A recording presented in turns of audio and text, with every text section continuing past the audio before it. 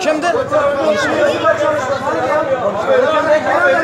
Bu işin sorumlusu belediye. Gelmez adam. Herkesi rahatsız ediyorsun. Şevkot belediyede mi görevli? Tanın biraz ya. Şevkot belediyede görevli değil. Emniyette görevlidir. Bizim sorunumuz belediye. Bu adamların buraya gelmesi mantıksız. Siz bir de boruların üstüne siyah mücür dökmüyorsunuz. Kepçe geliyor bir sıradan. Çek dağırdık toprağı kepçe üstüne yıkır gidiyor. Ondan sonra diyor ki boru patlamış. Kardeşim siz bunun üstüne beyaz mücür dökün. Sağlam yapın ki patlamasın. İhaleyi kendi adamlarına vermişler. Siz ihaleyi kendi adamlarınıza veriyorsunuz. Kendi adamlarına. Reis de ortak. Reis de ortak. Reis de ortak. Herkesin adamı. Reis de ortak. Yandaş değil. Milletin hakkını savunan kişi. Yandaş değil. Yandaş değil. Çağdaş.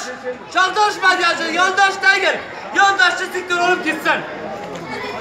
Bu sorunumuzu gündeme getiren korkan medyacı varsa gitsin dairesinde otursun.